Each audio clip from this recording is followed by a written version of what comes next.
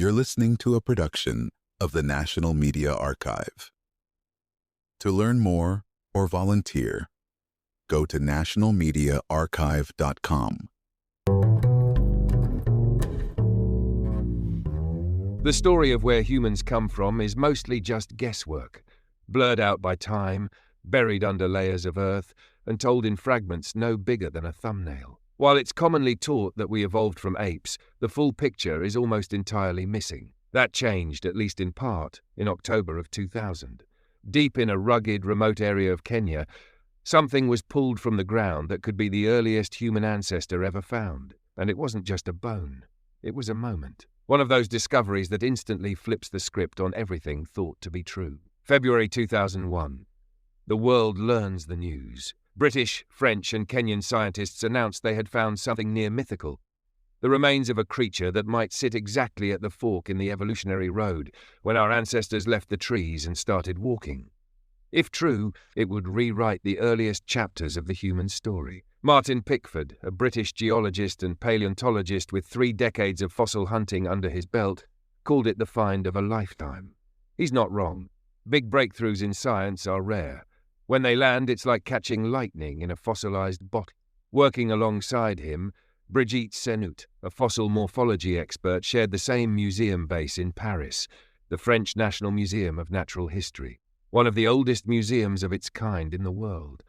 Together they were on the edge of something massive, a theory that would shake the tree of human ancestry hard enough to knock a few old ideas loose. This all kicked off about 6 months earlier in the Tugen hills of northeastern Kenya, part of the Great Rift Valley, often called the cradle of humanity. There, a seasoned fossil hunter named Kiptalam Cheboy noticed something strange in the dirt.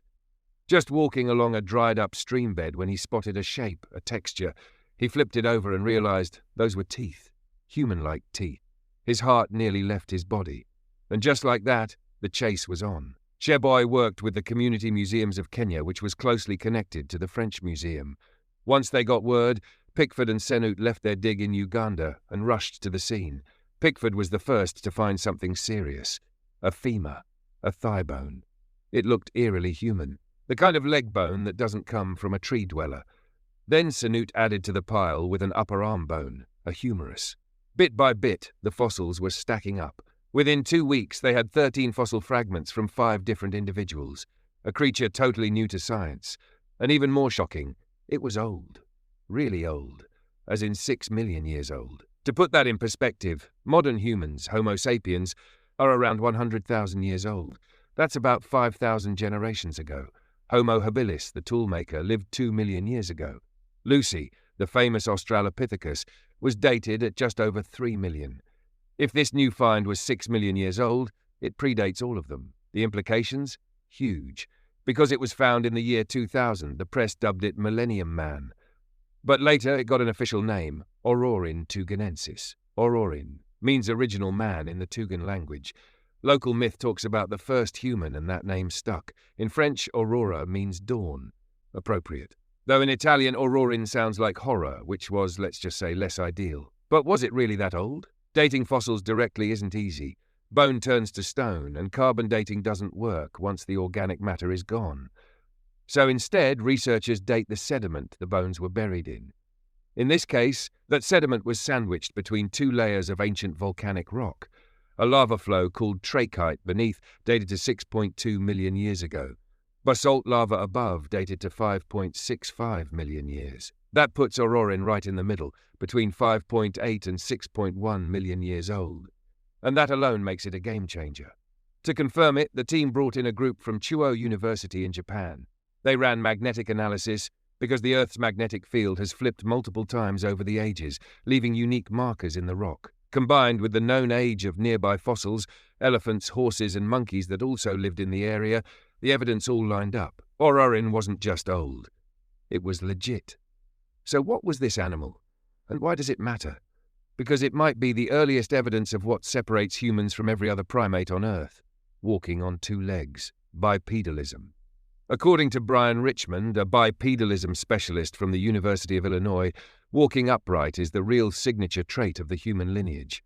Not speech, not tools, not art. Walking. Every other human trait came later. But Orrorin's skeleton is incomplete.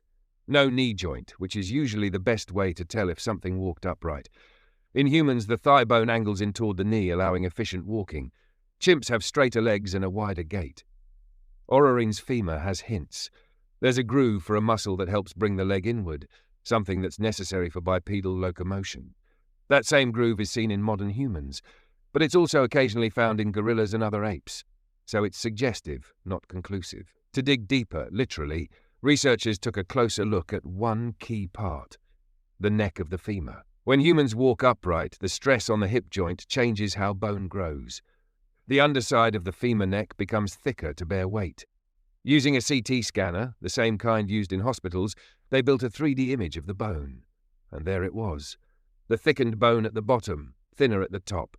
Classic bipedal wear and tear. This wasn't just some tree ape. This creature was walking. Millennium Man, Orrorin tugenensis, may well be the oldest known member of the human family tree. Standing around the size of a modern chimpanzee but with longer legs, it likely wouldn't have been mistaken for a human. But the resemblance would be hard to ignore. The teeth are especially interesting. Gary Schwartz, a dental evolution expert from George Washington University, noted that the front teeth were chimp-like, but the molars in the back, small, with thick enamel, very human, suggesting a diet not just of leaves, but nuts, seeds, fruits, and possibly even small amounts of meat. Orrorin likely didn't live alone. Like most primates, it probably lived in multi-male, multi-female groups. No tools, no fire, but highly social. The site where it was found was rich in other animal fossils.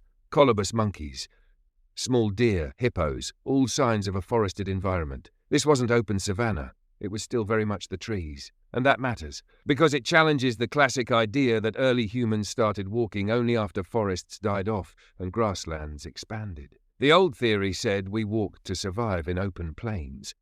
But if Orrorin was upright and still living in forests, then bipedalism evolved while we were still swinging through the trees. To understand how that shift might have happened, researchers turned to one of the rarest great apes alive today, the orangutan. Despite being one of the most distant relatives of humans in the ape family, orangutans are offering real insight into how early bipedalism might have evolved. Robin Crompton from the University of Liverpool studies how these tree dwellers move. His subject? A handful of orangutans at Chester Zoo caught on high-speed video. In the wild, orangutans rarely touch the ground. They spend almost their entire lives high in the canopy. But here's the thing. Up there they do a lot of reaching, stabilizing themselves with one arm while extending a leg for balance. Crompton noticed that their hips stretch behind them like a human's does while walking. Chimpanzees can't do that. They keep their knees forward, hips tight. And what makes orangutans so interesting is that they're essentially practicing bipedalism, but on branches, not ground. Their environment demands extreme balance, and they often rely on their hind legs in ways that mirror human movement. According to Crompton, the trees were the perfect training ground for learning to walk upright. It's counterintuitive, but the forest, not the savanna, may have been the birthplace of the human walk. As our ancestors reached out for fruit and clung to swaying vines, they may have evolved the posture, the muscles, and the balance needed to eventually step down and walk. That means bipedalism wasn't a last resort adaptation to survive open grasslands. It was already in the toolkit, long before the environment changed. And that leads to a total rewrite of one of evolution's most famous images, the march from ape to man. That linear slow crawl from knuckle walker to modern human doesn't hold up. The evidence from Orrorin suggests the upright stance came first, in the trees. Orrorin wasn't some primitive chimp slowly becoming human. It was its own thing, a specialized mix of climber and walker. It used curved fingers to hold branches, but long legs to walk, and that combo might have given it a real evolutionary edge. Because walking on two legs isn't just about posture, it's about energy. Mark Raibert, a robotics expert from the Massachusetts Institute of Technology, knows this better than anyone. His bipedal robots, developed at MIT's Leg Laboratory, mimic human walking with shocking realism. And here's what his research revealed. Building a stable, four-legged robot is actually more complex than a two-legged one. More legs means more mechanical coordination, more chances for things to go wrong. Two legs are efficient, agile, less energy wasted. For an animal navigating shifting environments, those are serious perks. But walking upright also creates challenges, like balance. Humans are able to stay upright on 2 feet, even while running, leaping, or standing still, because of a sophisticated internal balance system. Evolution had to build that from scratch, and for an animal like Orrorin, it meant developing new muscle control, hip alignment, and spine positioning. All those changes left their mark on the bones, especially the femur. Orrorin's femur shows signs of those adaptations: the groove for muscle attachment, the thickened neck, all of it pointing to an animal already well on its way down the evolutionary path toward humans, long before Lucy ever took a step. Now, if Orrorin walked on 2 feet in the forest, that challenges another long-held assumption, that bipedalism only evolved after dramatic climate shifts turned lush forests into open plains. The old model claimed we stood up to see predators, to chase prey, or to carry food across open landscapes. But Orrorin was living in dense forests, surrounded by monkeys, hippos, and other water-loving species. Its fossils were found alongside freshwater snails and even ancient crocodile teeth.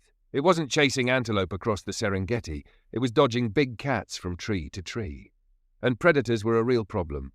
Fossils near Orrorin's remains showed evidence of carnivore activity, bite marks on bones, even teeth from ancient big cats. Some scientists think the area where Orrorin was found might have been a predator's kill site, something like a big cat, similar to a leopard, dragging prey up into trees and stockpiling bones. So ironically, a predator might have accidentally preserved one of the most important ancestors humans have ever known. Looking at Orrorin's arms, scientists found another key clue: powerful muscles and curved finger bones, classic climbing features. Its humerus was built for strength.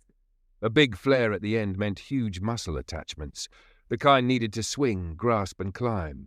So this creature could climb with the best of them, but it also walked. That combo of agility, upright movement, and dietary flexibility may have made it a survivor. Its teeth suggest it wasn't a picky eater. Likely an omnivore, it probably fed on fruits, seeds, insects, whatever was around. No stone tools yet, not for another 3 million years. But Orrorin already had the dental gear to grind through tough plant matter and maybe even scavenged meat. As for its social life, almost definitely lived in groups. Most primates do. Living solo is a recipe for extinction in a world full of predators and unpredictable food sources. Multiple males, multiple females, constantly grooming, foraging, and avoiding being dinner. That's how most primates roll. And Orrorin was probably no different. So what's the big takeaway? Orrorin tugenensis is the first solid proof that humans didn't wait for the savannah to stand up. Our ancestors were walking while still living in trees. Bipedalism didn't start as a survival strategy for open plains. It was born in the canopy. This flips one of the most accepted ideas in human evolution. The traditional timeline, knuckle-walking chimp-like ancestors gradually straightening up into humans, no longer fits. Orrorin shows that upright walking is not the end of evolution. It might have been the beginning, and it's a beginning that's 6 million years deep. The full picture is still incomplete. New fossils are rare. Most of what's known about Orrorin comes from just a few fragments, a femur, an arm, some teeth. But those few pieces tell a story of an animal unlike any other, one that walked like a human, but climbed like an ape, an animal caught in the middle, and maybe, just maybe, the spark that lit the path to Homo sapiens. Researchers are still hunting. Every dry stream bed in Kenya could be hiding another fragment of the story. Just one tooth, one bone, one clue, and everything might shift again. That's the fossil game. No guarantees, no full skeletons, just small stone clues dug out of ancient dirt, one piece at a time.